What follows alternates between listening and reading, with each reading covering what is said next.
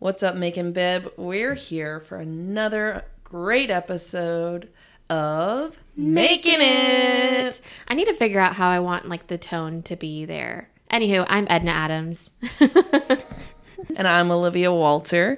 And we're here with another really wonderful guest. She's a complete joy to be around. She's everywhere. She never sleeps. Yeah. I don't know how she does it all. She's amazing. Yes. We're here with Andrea Cooke. She's the Macon Mental Health Matters Director.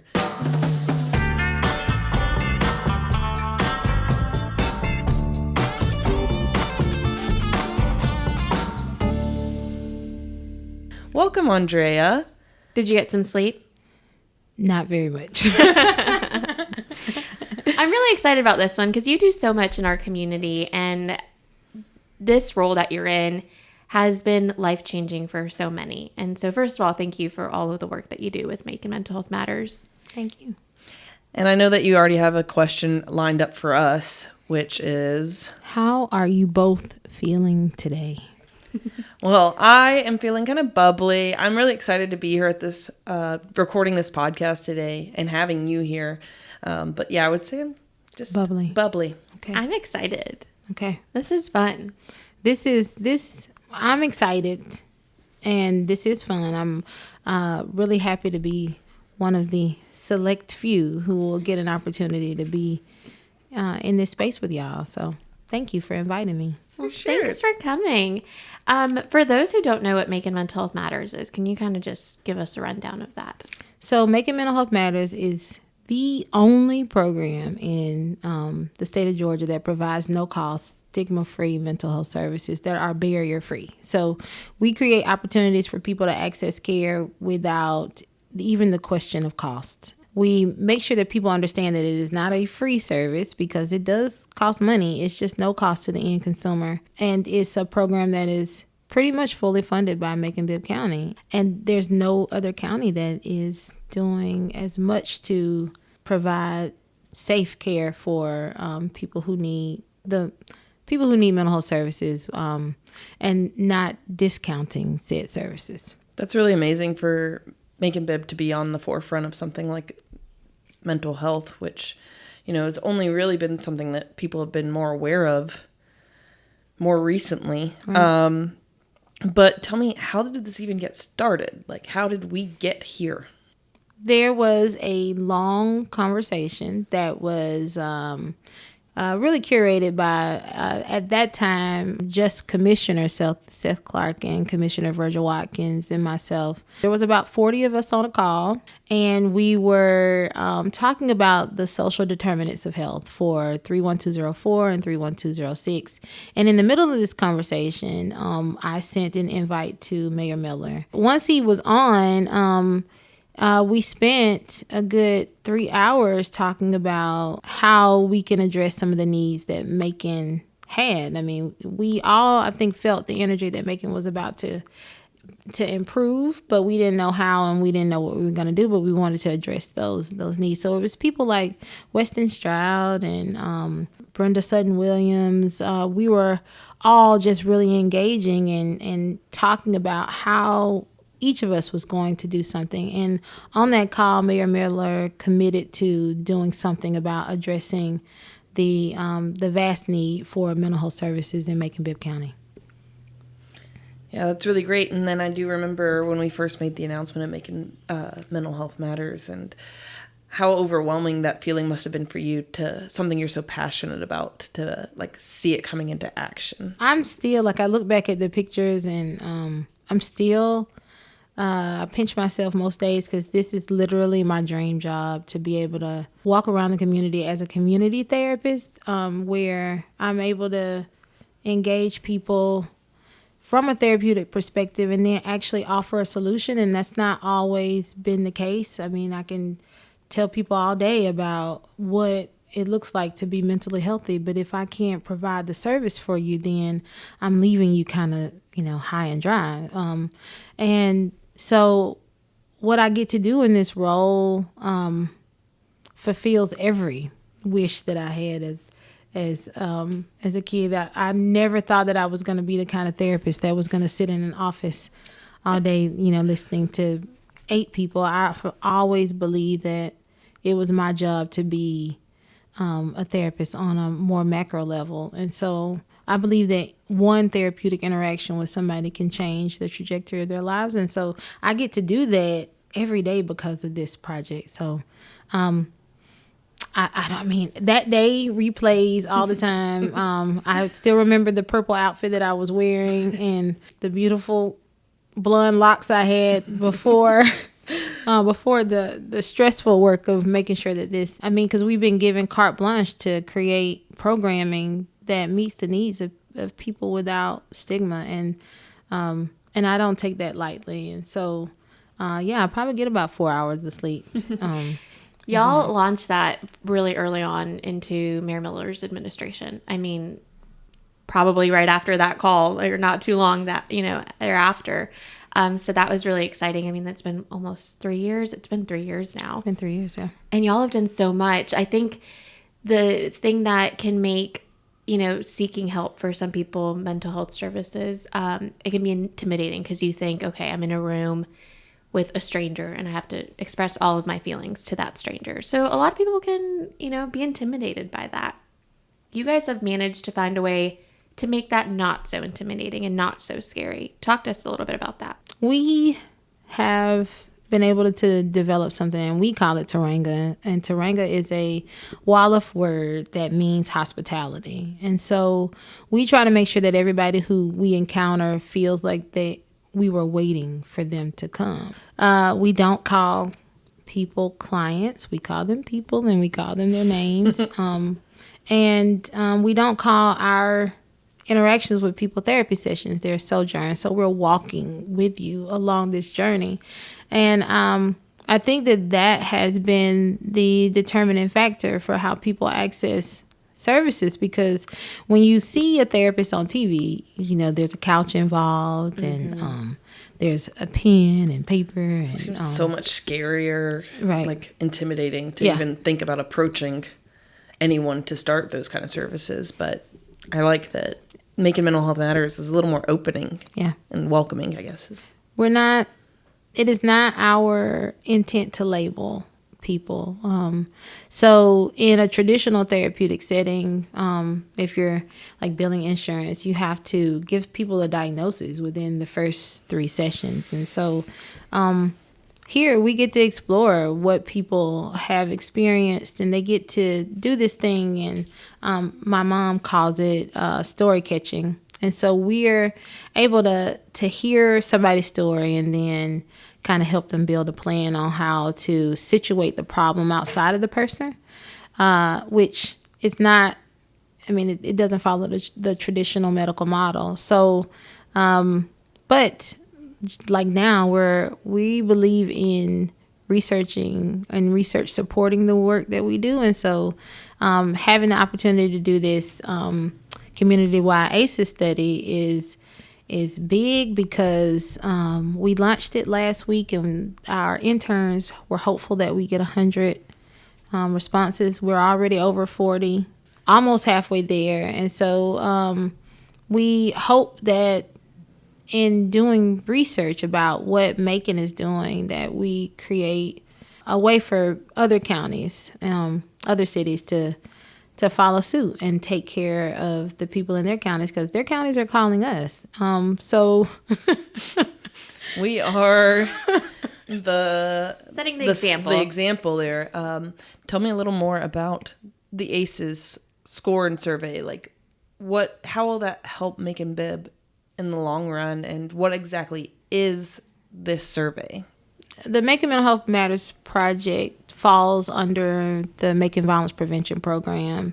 And so we were initially asked to address trauma in some of the most impoverished neighborhoods. We believe that there is a direct connection between outcomes of violence and early experiences with trauma. The ACEs study it's called Adverse Childhood Experiences. It was a study that was created in California with Kaiser Permanente, Dr. Faliti, and they were trying to find out why, after all these interventions were put into place, his patients were not losing weight. He created and developed these questions to try and figure out, what are these blockages, what was happening. It culminated in the 10 questions that we're asking the community to answer to.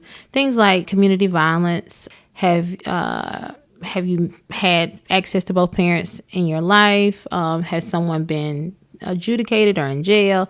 All those things play a factor in how a child and their experiences through childhood impacts their adult lives, whether it be positive or negative. And so the higher the score, the more likely you are to have negative experiences as an adult. And so what we're hoping is that by doing this study, we're able to redirect services into neighborhoods that specifically need it the most, and then try to address the trauma so that it's not passed down through to their children, because a lot of people don't know that trauma impacts the DNA. I mean, it implants on the DNA. And so if we don't address it ourselves, then it negatively impacts our children, and they had nothing to do with it. And this is an anonymous survey as well. We don't know anything aside from your zip code. Right. We don't know anything. We don't even ask you for your email address. None of that is something that we need in order to be able to tell what our community needs. The only thing that we're asking is for zip code. Yeah, and I think that's really nice to be able to be anonymous in this, because then you could just be true to yourself and answer the questions and not feel uncomfortable. But also, one of the great things, I took my ACEs survey as well, and I loved at the end, it gave me, based on my score, some recommendations for things in the community that I should do to address where my score lands. Right. So once you finish it, it gives you immediate help for some things to help you out based on what your score result was. And with that, we have a lot of things going on around this community to really help people in any form with their mental health. So could you tell us about some of the things that Macon Mental Health Matters does that people can go to and attend? We have a lot of non-traditional activities that can help people with their mental health. I mean, the biggest thing is our wellness weekend, and we recently expanded that with a women's wellness meetup, and we do that at Chic Culture, which is on Cotton Avenue, and that's on Thursdays, and that's every second Thursday of the month. And then on Friday, we have a Mental Health Alliance meeting, which is a hybrid meeting. It's at 10 a.m., and we bring in community partners to discuss the things that they're doing to address mental health and access. And then that evening, we go to Cotton Avenue Plaza, and we have a no-cost yoga session, and we bring everything you need. If there's the possibility of rain, then we have partnered with McEachin Art Center, and they allow us to use their indoor. So this is rain or shine. We do not cancel. So please come. And then on Saturday, we do our mental health pop-ups, and we are currently going around to different neighborhoods to kind of just help people with the transportation issue. But we're thinking about changing that to doing, 1 to 2 locations, so that, because consistency is key. And then we do a healing hike on Sundays, and the time ranges depending on how hot it is or how cold it is. So but none of these events are things that we cancel. We want people to know that if they need this service, that they can get it rain or shine. But then we also do knitting and counseling every Monday at 10 a.m. It is a therapeutic group that specifically addresses anxiety and depression. We have Choosing Peace, and then we have Champions of Peace, and those both meet on Wednesdays. The Choosing Peace is really focused on kids and helping them to develop better ways of addressing conflict. And then we provide a meal. Thank you to Grow for making sure we feed these babies. And then we have visual journaling on Thursdays. We have a fatherhood group on Fridays, and then we do a parenting class on Saturdays. And then we have partnered with Washington Library so every first and third Tuesday, we meet at 7 p.m. at Washington Library for another knitting club. Last but certainly not least, we have a men's mental health meetup that is every fourth Tuesday, and right now they're at Churchill's, but we have a lot of interest in other locations wanting us to partner with them. But during this hour, we partner with Jeremy Grissom, the MVP coordinator, to have these safe places for men to talk about their mental health. And I've only been twice. I have been told that this is not a place. No girls allowed. No girls allowed. And but I've been invited to come and just give them more information about what services we offer and any opportunity to partner. I believe big in collaboration because as corny as it may sound, a rising tide lifts all boats. More hands make less work. So let's partner. I think what's great about these different events and meetup sessions and everything is that you may be thinking at home like, well, I don't have anything, you know, I'm perfectly normal. Well, if you think you're perfectly normal, I would still suggest coming to these events because you can make friends. I think that you don't even realize that you're getting some help or, you know, kind of talking a little bit more than you would typically talk to these individuals, and you're making friends, and you're, in a sense, it is a therapy for you, even if you're just socializing. Very true.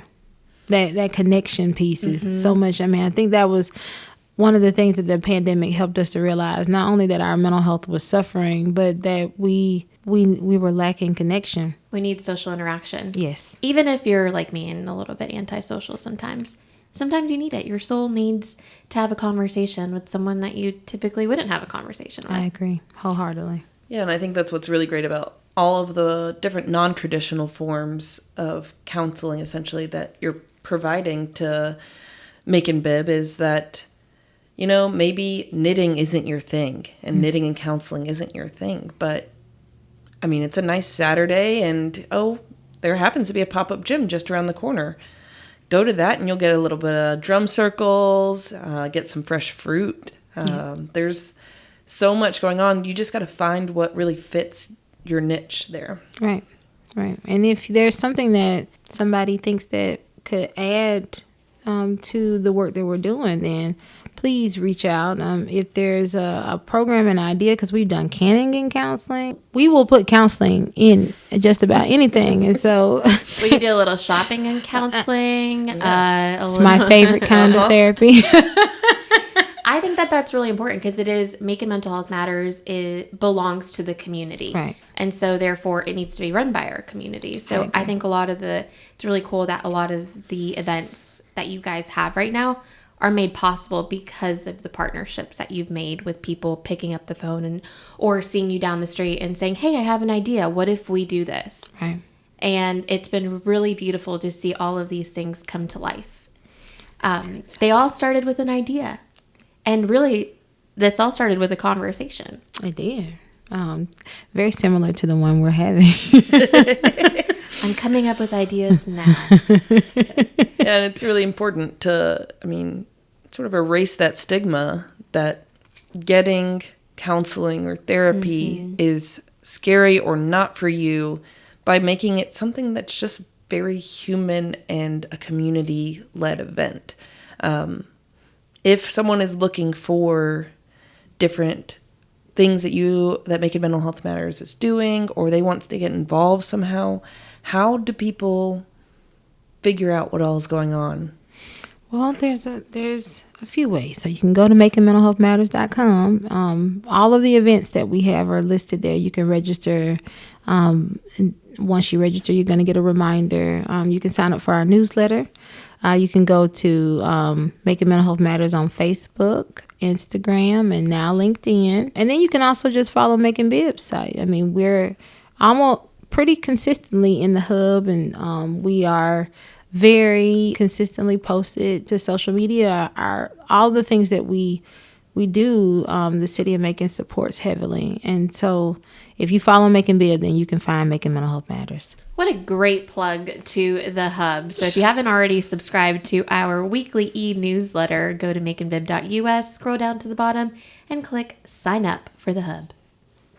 I love signing. I love getting the hub. I get excited around noon every Friday because I know it's coming. And I highly encourage bringing a family member or a friend or somebody, a neighbor, somebody to those events, because you never know who might need that.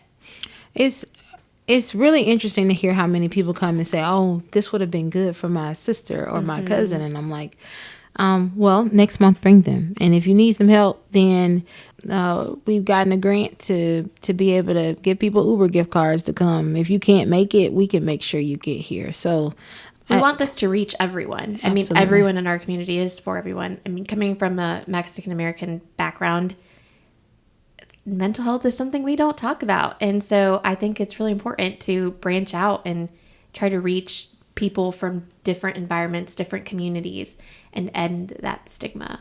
I think so. I think if I had to talk about maybe one thing that I really wish that we did better is creating more of our marketing and more of our information to reach more people. And so we always take a break in August and December every year. But when we start back this year, we will have an exciting opportunity to interact with so many, a large population in Macon-Bibb County that we have not been able to target as well. And so I'm not going to say what it is yet, but I'm very, very excited about year 4.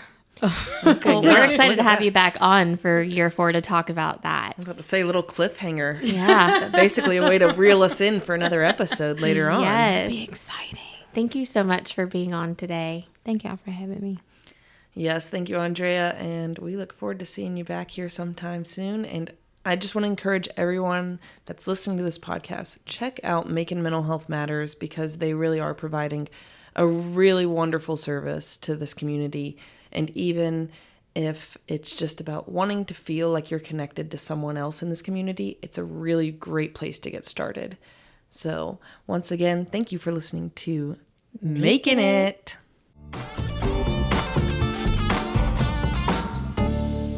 And don't go away just yet, because at the end of every episode, we're going to have a few things that are making it in our community. Yeah, we're going to give you tips on things that are coming up and sort of things in the community that you need to know about. Events. Alerts. All the things. Actually, speaking of alerts, NBC Alert. You guys need to download that right now. As soon as you're done listening to this podcast, go over to the app button and download NBC Alert. This is going to come in handy, especially right now. It is brutal outside. It is so hot. But what's great about NBC Alert is you can go in there right now and they give you information about extreme heat and ways to prevent you and your neighbors and your friends and pets from getting heat exhaustion. You can go to hydration stations, cooling centers all around the community, and they have that information right there in the app for you. Yeah, it's easy. You'll also get some helpful tips about how to prepare for disasters, as we are also in hurricane season right now. Yeah. Fortunately, we haven't seen any severe weather, but you never know. Yeah, it's Mother Nature. It's great to be prepared. And so going into NBC Alert's app, you can go in and get your emergency preparedness kit ready. Yep. You could know what to do in case of those emergencies and be prepared for those instances. Absolutely. You know what I also really love about this app? Tell me. Is the friend walk. So you can never be too safe. I'm a big crime junkie and I'm always listening to crime podcasts. And so I just always love I'd rather be extremely safe than sorry. This one, I love that you can share your location. You can track your friend. You can go on a friend walk. This will come in handy, especially with an event later this month. We actually have Bragg Jam coming up, and I'm actually in the presence of the Bragg Jam president. Olivia, tell us more about that. Yes, we're really excited about this year's Bragg Jam. July 27th is Bragg Jam this year. And one thing about Bragg Jam is it truly brings the community together. It gives you music across 6 different stages in downtown Macon. And it's just a really good place to make those memories with people. And it's one of the first memories I have when I moved to Macon. So we're really excited to have Diggable Planets as our headliner. Go to braggjam.org and you can get tickets now. I love Bragg Jam. It's definitely unique to Macon. Yes, it showcases a ton of different types of music and genres. And a lot of people can say, I saw this band before they made it big. You know, you got Jason Isbell, you got Rainbow Kitten Surprise. these are all bands that have played Bragg Jam a number of times, Zach Brown Band. So come on out to Bragg Jam. I'm sure you're going to see another one of those bands that you'll 10 years from now be like, I saw them in Macon. I love it. Another thing I love is to read. And you know what? Now I have another place I can go to check out some books. We officially have the library annex open at the Macon Mall. It's beautiful. So beautiful. It's so relaxing to go in and to have another location to have those resources available to the community and get your library card, have a study room, have a conference meeting. It's also great for us, but it's also great for the workers because they now have a way to work more efficiently. I mean, it's not just one library that they're looking at. They work with, the Middle Georgia Regional Library System, works with several other libraries throughout Middle Georgia. So this new center allows them to work better and have better access to different tools, and it's just a great space. I'm so excited to see that it's open.